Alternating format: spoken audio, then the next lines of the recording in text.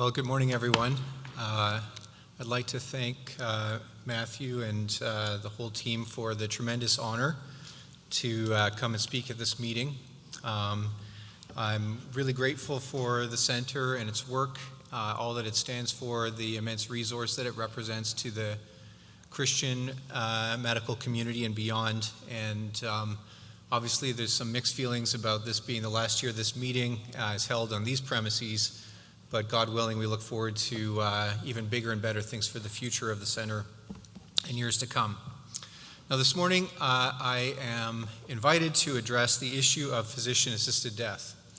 And this presents a real challenge for all of us. A challenge because as time goes on, there seems to be growing interest and acceptance of this practice across the Western world. It's hard to believe now that it's a decade this year since the Supreme Court in Canada overturned the criminal prohibition on euthanasia in Canada with the case of Carter versus Canada. And since that time, it's really become almost normalized in Canadian society and in Canadian medical practice in particular that assisted death is a normal option for patients at the end of life. And it's also been remarkable to see the way that it's rapidly expanded in Canada. Initially only for people for whom death was reasonably foreseeable, but in 2021 the law was expanded to include those living with physical disabilities. The law has subsequently been amended to allow euthanasia for people whose sole criterion is based on mental illness, although that's been delayed repeatedly in response to kind of public pushback. There's lots of discussions about advanced directives for euthanasia, about the use of euthanasia for mature minors and other areas. So this practice is like a virus. Once it gets into the system, it just spreads. And of course, we've seen it for a long time in parts of Europe. In the United States, it continues to expand, with recently a number of states legalizing it. I understand it was almost legalized here in Illinois.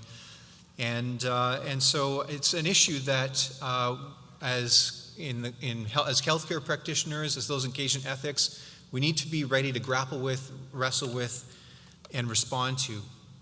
And the big challenge in responding to it is that it actually seems very intuitive for a lot of our colleagues and family and friends.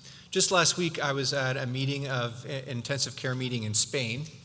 And most medical conferences, people speak English, but in Spain, the conferences are in Spanish. So I was desperately looking around. I personally don't speak Spanish, so I was desperately looking around for somebody who also spoke English, and found some really lovely Australian colleagues. And we were standing talking, and they commented in passing that, I heard just today that another Canadian speaker mentioning that 6% of Canadians are now dying with medical aid in dying. And that when you mention that statistic, there's like two kinds of reactions. There's like horror, or there's, this is great. And I could tell from the way they were saying it that it was more of the latter. And we were discussing, and I wasn't saying too much back, trying not to make it awkward, because I literally had nobody else to talk to. And they mentioned passing, there's probably even health economic benefits to this. And these are lovely, thoughtful physicians who are good doctors and care about their patients, but it just aligns so deeply with their intuitions about what is the good, that people come out with these things that would otherwise sound horrifying to others.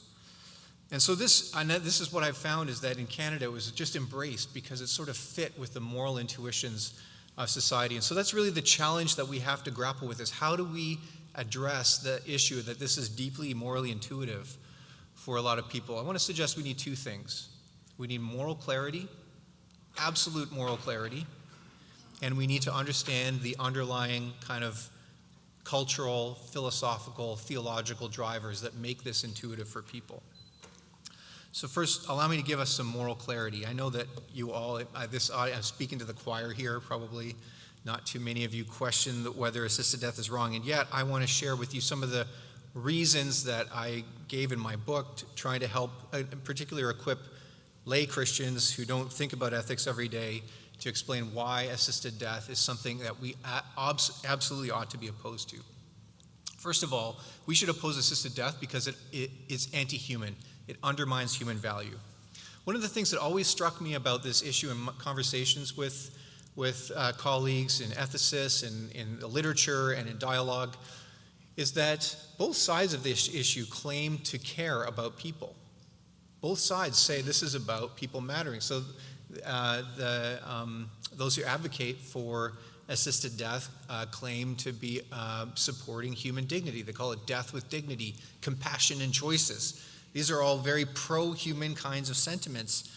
And so I think that's, if there's one thing that we have in common, it's the idea that people matter. But what I want to suggest is that when we say that people matter, we have very different concepts of value in view. You can differentiate between intrinsic value and extrinsic value. Extrinsic value, as you'll appreciate, is value that comes from utility, from your usefulness. It's value that you can gain as you become more useful. It's value that you can lose as you become less useful. By contrast, intrinsic value is value that's inherent to the thing in itself. It's not something that you can gain or lose. And so consequently, something that has intrinsic value is often felt to be priceless and irreplaceable. It's sort of the contrast between your iPhone, which incredibly valuable, and if you lose it, you'll be very upset. But if the thing stops working on you, you'll replace it right away because it has lost all its value. Whereas some kind of heirloom in the family in the attic from your great-grandparents that sort of reminds you of them and signifies their presence and their value, it might be completely, utterly useless, sitting there collecting dust, but you'll never get rid of it because it has that kind of inherent value. And so we can distinguish between these kinds of value. And what I want to suggest is that assisted death treats people, when it says that people matter and have dignity, as if they only have extrinsic value. And how is that? Well, when you say that something's valuable, you're saying by definition that it's good that it exists. So if you say it's good to end something's existence, you're saying it no longer matters, it no longer has value. And so if it's the case that it's good to end somebody's life, good to end somebody's existence, you're declaring that they have lost their value, and ergo, they never had intrinsic, unchangeable, unconditional value in the first place. It invites people to treat themselves as if they have extrinsic value. So when the patient comes and requests death, what they're saying is, my life, my existence, my person no longer matters to me. And instead of reminding them of how much they matter, it affirms them in that view and offers them the death that they're asking. So by definition, causing death denies people value. It treats people as if they have extrinsic value rather than intrinsic value. So assisted death, for all its purported efforts to be all about human dignity, degrades human value, and therefore we must oppose it. Assisted death also disregards the value of the body. I don't know if any of you have read the actual details of a euthanasia procedure. For me, this is always chilling to think about because as a critical care physician, I use these drugs on a daily basis. Typically the patient is first, after they reconfirm consent, confirm that the appropriate people are in the room, we place the intravenous line, and then the patient will have often a dose of midazolam or short-acting benzodiazepine to settle them. And with that, they sort of slip into a light sleep, and sort of that's the point of no return, of course, because after that, the patient has no capacity to refuse further progress in the procedure. Then the patient is administered a massive dose of propofol, typically a gram of propofol, 1,000 milligrams. For those of you who are non-physicians, that's 20 times the dose that one might use to intubate somebody. And the goal of that massive dose of propofol is to induce general anesthesia, basically to silence the brain. And often at that point, the patient will go into cardiovascular collapse and stop breathing. But just to make sure the breathing is halted, the next drug is a dose of rocuronium or cisatracurium. These are neuromuscular blocking agents that silence the action of the respiratory muscles to paralyze breathing and cease it. And so now the oxygen levels are falling, the carbon dioxide levels are rising, and then finally, to finish, lidocaine or potassium chloride is administered to silence the heart. And as I was explaining that to somebody once, it struck me the way in which each of these actions is a direct assault on the functioning of the body. And what's striking about that is that you're claiming to do good for the person by destroying their body.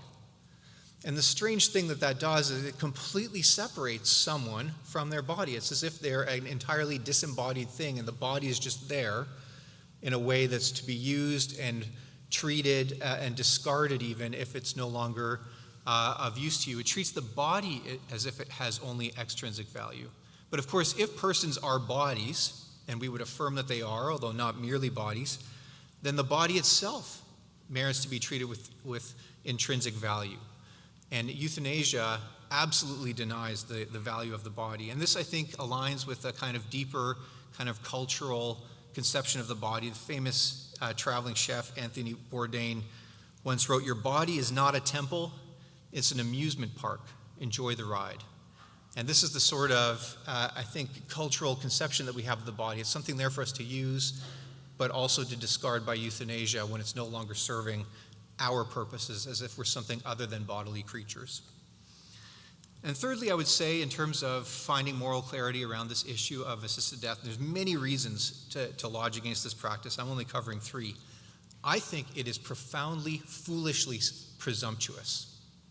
You'll remember that the logic of assisted death is that you weigh up the pros and cons of being alive and the pros and cons of being dead. And if the cons of being alive outweigh everything else, then assisted death is rational.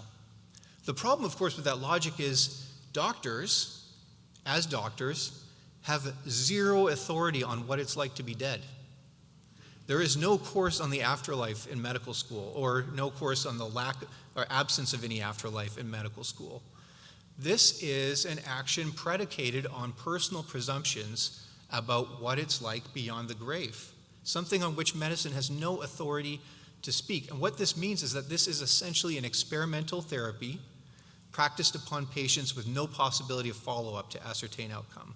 It's quackery, and it has no place in the rational, ethical practice of medicine. The problem is that once you embrace this idea that we can adjudicate whether someone's better off dead than alive, then you start to have this notion that death is a kind of therapy for suffering. And this is kind of the logical basis for the inexorable expansion of this practice. Because, of course, suffering in this world, grievous and irremediable and deep suffering that's difficult to face, is not limited to those who are imminently dying. There are all kinds of intractable cases of suffering in this world. And the challenge that we're faced with is, what do we do about this? And rather than responding and recognizing our limitations, we want to lift our hand to end all these things. And, interestingly, ironically, famously, it was in Shakespeare's Hamlet, it was this fear of death, that undiscovered country from whose bourne no traveler returns, puzzles the will. That was the reason why Hamlet didn't end up taking his life. But we've gotten past that fear. And I think, rationally speaking, we need to recover that healthy fear of death. So those are just 3 reasons: human value, the value of the body, and the foolish presumptuousness of this practice, that I think give us absolute moral clarity as to why we must be opposed to assisted death in the practice of medicine. But now I want to turn to kind of the deeper issues, and that is the roots of the issue. Because what I've found is that in the opportunities I've had to talk to others, these reasons, however compelling I might think they might be, don't seem to function in a way that really persuades or changes minds. They sort of flow like water off a duck's back. It doesn't touch people. And I think that's because there are kind of deeper underlying levels or layers to this issue that this is a symptom of, that we need to think together about how can we fundamentally address in order to shift minds and hearts on the issue of assisted death. I think a lot of this is anthropological, and I think that a big problem in our culture is that we have forgotten what it really means to be human, what we really are. We forget that we are sacred and what that means. When I used the term intrinsic value earlier, that's really sort of a kind of synonym or a kind of technical sounding term that really functions to highlight the sacredness of the person. Paul Ramsey, in his eminent work, The Patient as Person, in the preface wrote, "Just as man is a sacredness in the social, political order, so he is a sacredness in the natural, biological order. He is a sacredness in bodily life. He is therefore a sacredness in illness and in his dying. The sanctity of human life prevents ultimate trespass upon him, even for the sake of treating his bodily life. Only a being who is a sacredness can withstand complete dominion in the use of medical or scientific techniques." And this is the problem that we have, that man is no longer regarded as a sacredness, but rather as something to be manipulated and used, even if we invite people to manipulate and use themselves. The idea of sacredness connotes this idea that somehow you're untouchable. There's something holy so that we do not lift our hand to use or treat as a means to an end. Edmund Pellegrino wrote that no person should be sacrificed as a means for the good of another. This is a moral precept that recognizes the intrinsic worth of every human being. To be sacred means that you must be treated as an end in yourself. And one of the really striking things, if you look at the historical development of the law around assisted death in Canada, is that 2015 was not the first time that this issue appeared before the Supreme Court when the court overturned the criminal prohibition.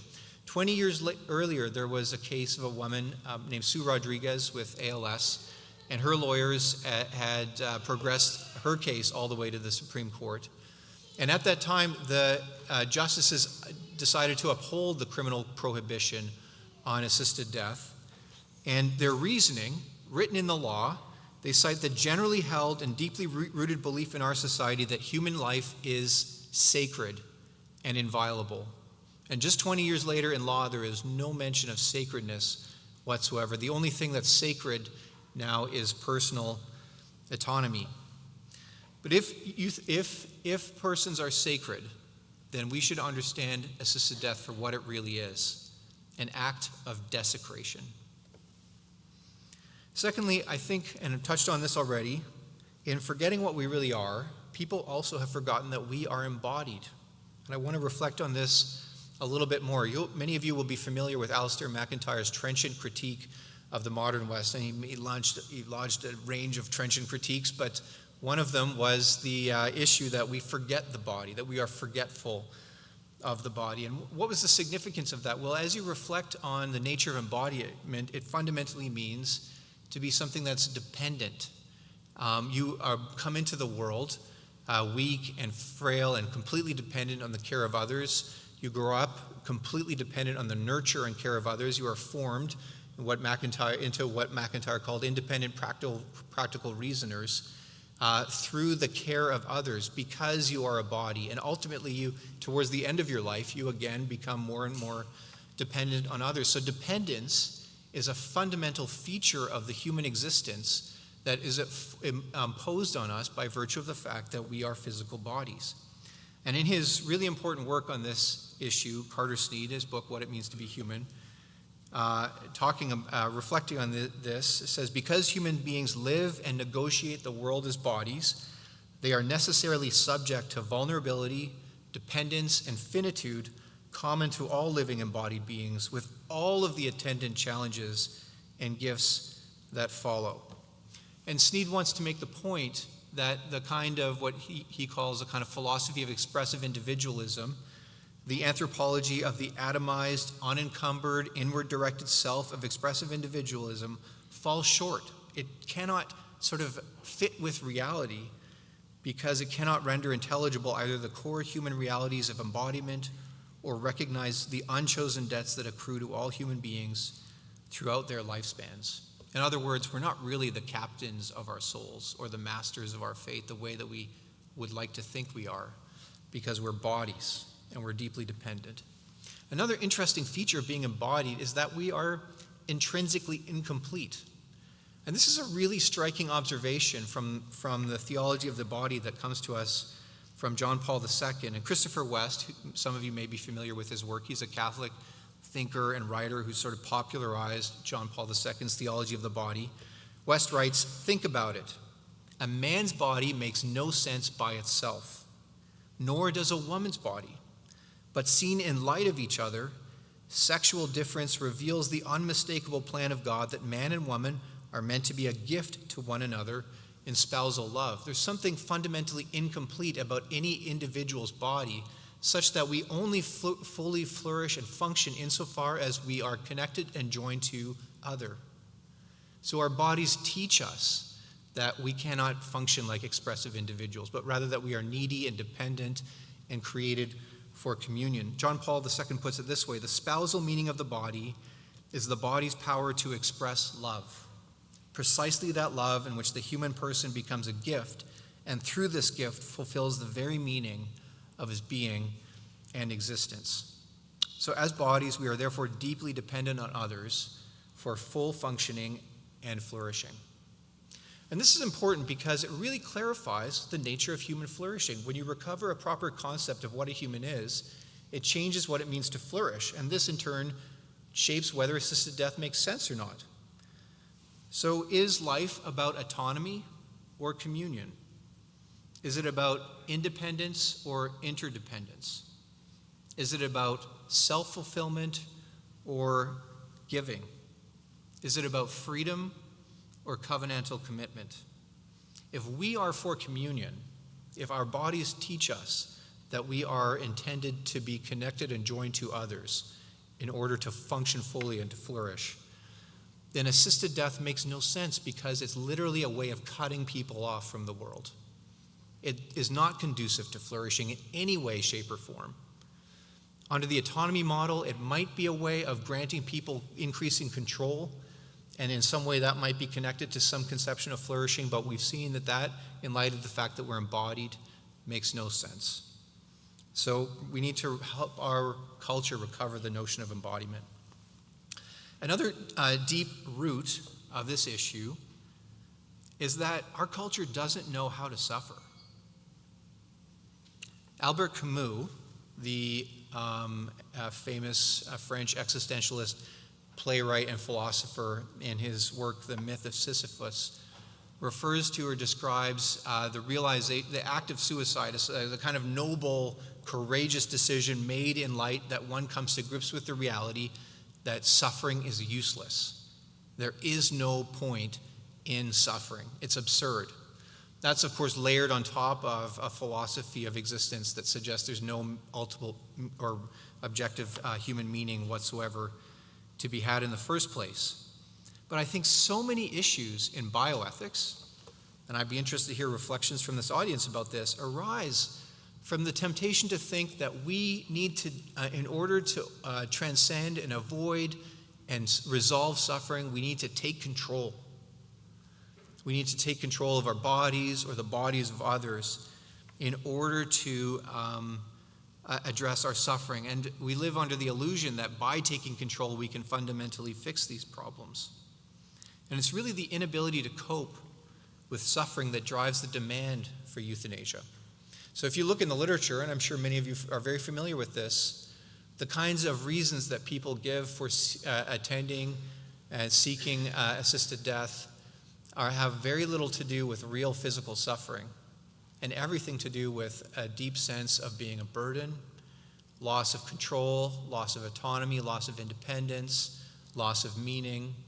If you look at the top 10 list, and there are multiple papers about this, but you can even just pull up the Canadian government's annual report on statistics in medical assistance in dying, and they list there the reasons why people seek assisted death, and actual physical suffering is almost never close to the top.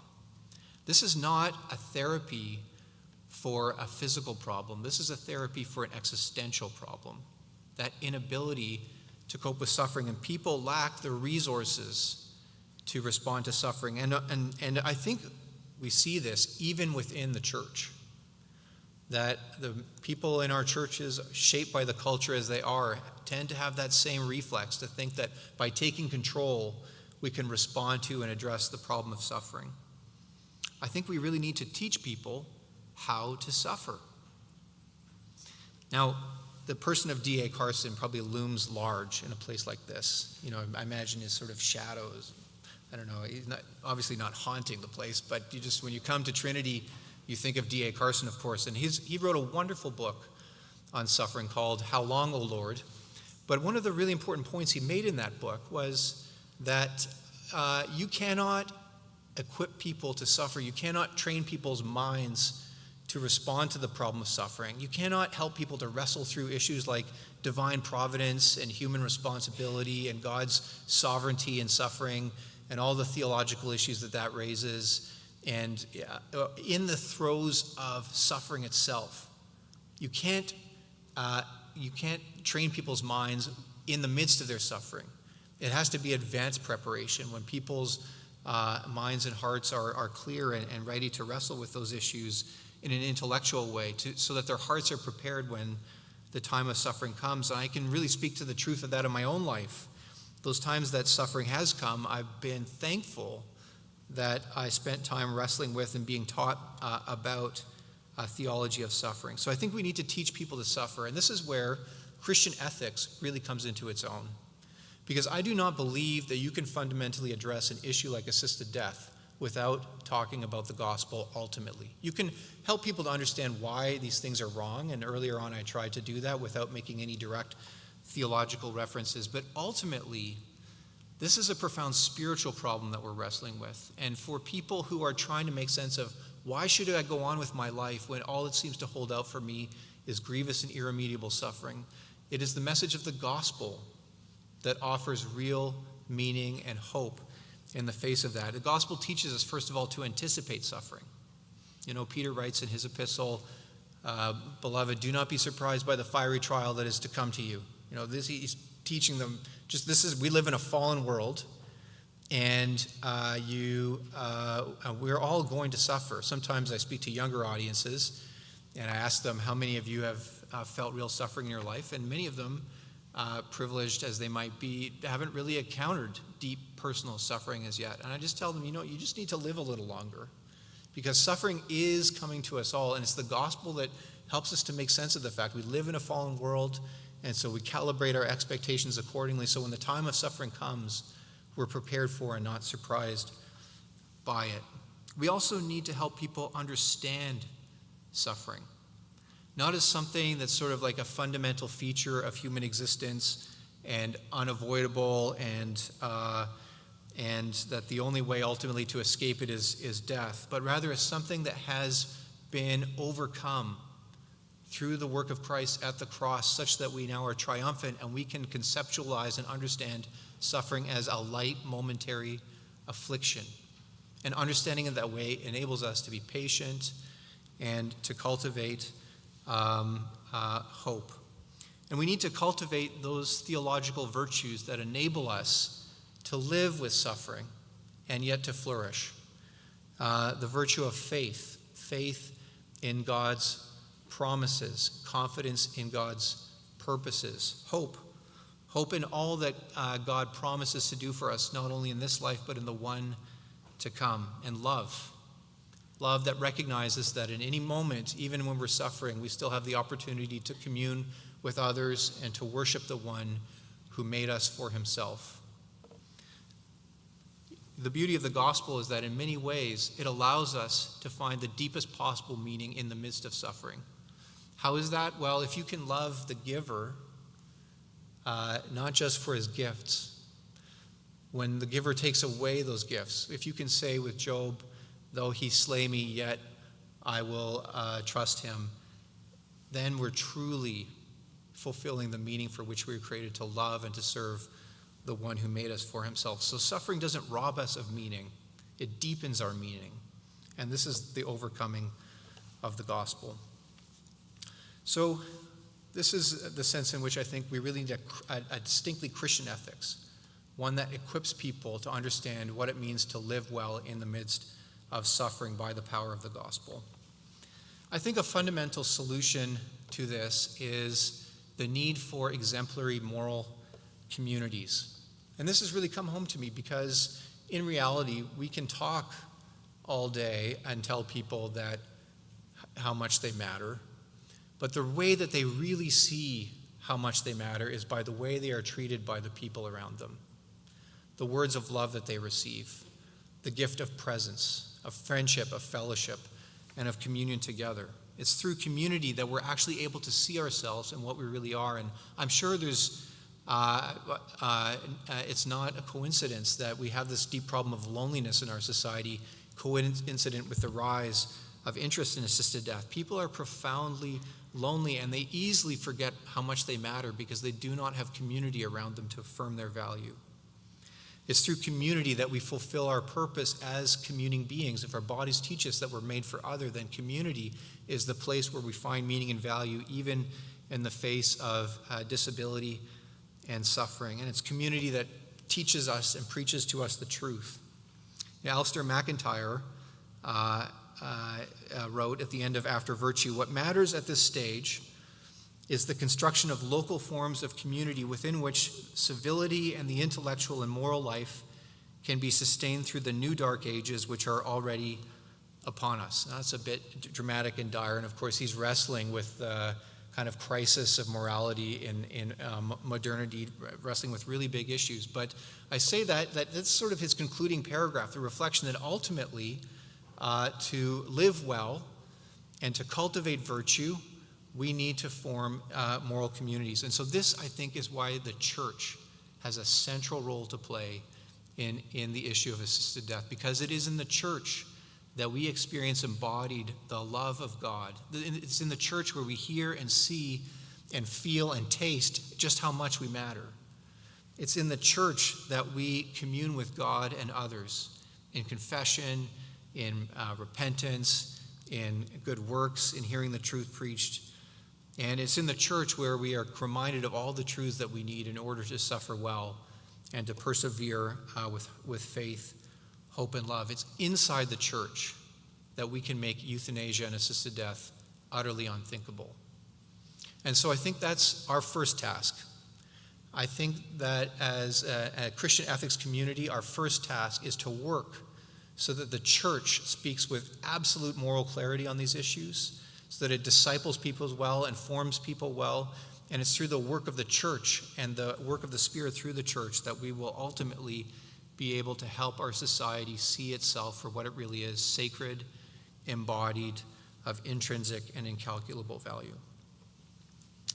So, to conclude, I just want to reflect on the great privilege it is to stand for the value of the human person. It sometimes strikes me, and I'm not saying that my privilege, our privilege.